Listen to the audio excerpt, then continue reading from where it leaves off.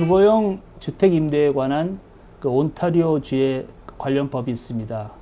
Residential Tenancies Act 2006이라고 합니다. 집주인과 세입자의 권리와 의무에 대해서 정확하게 정해놓은 규정입니다. 오피스나 상가와 같이 이 상업용, 그러니까 비거주용 부동산은 임대할 때는 상관이 없습니다. 거기에는 해당이 되지 않는데, 이 웹사이트에는 그 방대하고 상세한 규정들을 보실 수 있고 또 Q&A 형태로도 되어 있기 때문에 누구나 들어가서 보실 수가 있습니다. 참고로 세입자법에 관한 문의는 문의 전화번호는 1-888-332-3234입니다. 임대계약을 맺으면서, 그러니까 입주를 하기 전이라도 임대계약을 일단 맺게 되면은 그 계약금 형태로 첫 달치분의 임대비와 마지막 달분의 임대비를 집주인한테 전달하게 됩니다.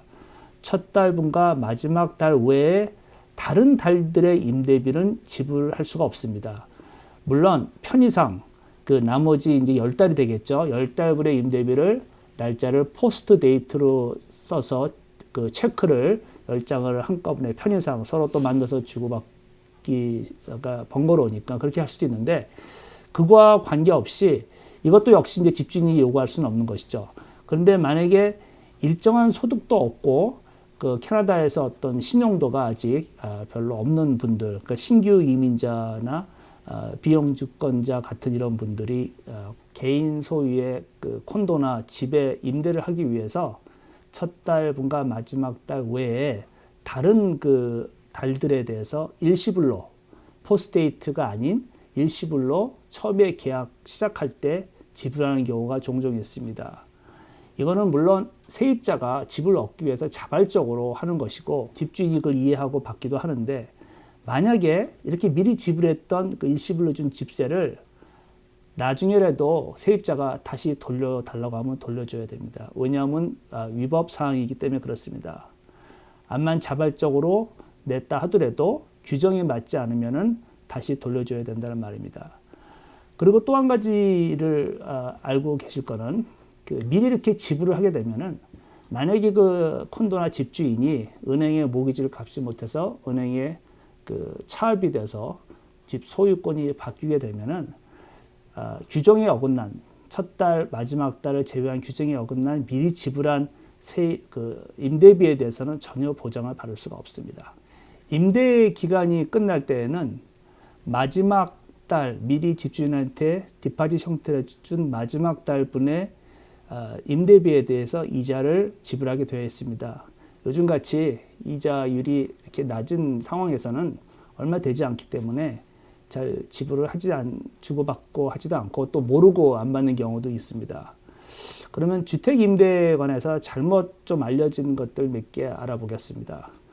단독 주택과는 좀 달리 콘도의 경우에는 지하 주차장에 들어가기 위한 그 리모트 컨트롤이나 소위 fob이라고 하는 동그랗게 생긴 그런 게짓하고 또 액세스 플라스틱 카드, 그러니까 집 유닛 키 이외에도 여러 키들이 필요한데, 그런 것들이 분실될 경우에는 최소한 개당 50에서 100불 정도가 들기 때문에 집주인 입장에서는 혹시 임대가 끝나고 나갈 때 다시 돌려받지 못할 것을 염려해서 키 디파짓 명목으로 한 200에서 300불 정도를 받기도 합니다. 그런데 이제 임대가 끝나고 그 세입자가 나갈 때 세입자로 인해서 생긴 어떤 집에 대한 손상, 데미지, 아니면 벽을 굉장히 더럽게 썼다든지 뭐가 좀 망가졌다든지 할 경우에 그 집주인이 이렇게 키 디파짓 명목으로 받은 돈이나 아니면 처음에 미리 받았던 마지막 달분의 임대비에서 그 손해 부분을 공제할 수는 없습니다. 가끔 중개인을 통하시지 않으시고 개인끼리 세입자와 집주인 간의 임대 계약을 맺기도 합니다. 과거에는 그 문방구점, 뭐 그랜드 앤 토이 같은 데서 어떤 그 일종의 그 양식이 있었습니다. 근데 요즘 그런 거 찾기는 어렵기 때문에 문의를 하시는데 그 폼을 하나 달라고. 근데 그런 폼은 저희가 없고 단지 이제 그 부동산의 그 주소와 그 계약하시는 분들 인포 그리고 그 계약 그 임대비를 알려주시면은 웬만해서는 저희가 계약서를 하나 써드릴 수 있지만 그 계약서는 저희가 관련된 게 아니기 때문에 그에 대한 어떤 책임도 질 수는 없겠습니다. 개인들끼리 이렇게 임대 계약을 하는 그것 중에 좀 문제가 있는 경우가 있는데, 두 가지만 들어보면, 첫 번째, 그 중개인을 통해서 리스팅을 나온 그 매물에 대해서는 저희 중개인이 리스팅을 받을 때 그 집주인이 과연 그 사람인지에 대한 확인을 분명히 하게 됩니다. 그렇지만 일반인들은 과연 그 콘도 주인이나 집주인이 그 사람이 주인인지를 확인하기가 그렇게 쉽지가 않습니다. 그래서 간혹 보시면은 그 집주인이 아닌데도 그 집주인이 행세를 해서 좀 시세보다 좀 낮은 가격에, 그래서 캐나다 사정을 잘 모르는 그런 사람들을 상대로 해서 여러 사람들한테 계약금을 받고 뭐 도주하는 사기 기사들도 간혹 보시게 됩니다.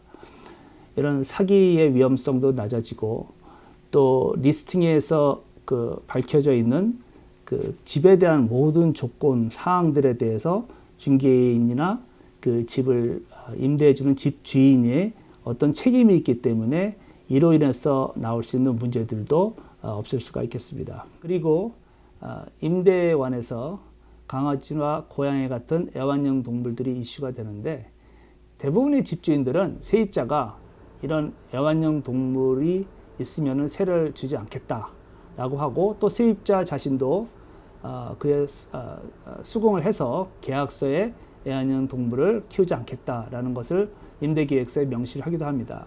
강아지나 고양이 같은 경우 콘도마다 조금씩 다를 수 있는 콘도의 규정이 있습니다. Condominium Bylaws and Regulation이라고 하는데, 이 애완동물을 키울 수 없다고 그러니까 이 콘도 규정에 명시가 되어 있지 않는 한 임대 계약에서 어떻게 서로 약속을 했던지에 관계없이 집주인이 그 개를 키울 수 있다라고 임의로 원할 수가 없습니다.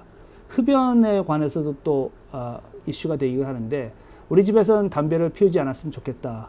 그래서 그것도 계약서에 넣기도 하지만, 이 역시 집안에서 흡연을 했다고 해서 그 세입자를 내보낼 수 있는 구실은 될 수가 없습니다.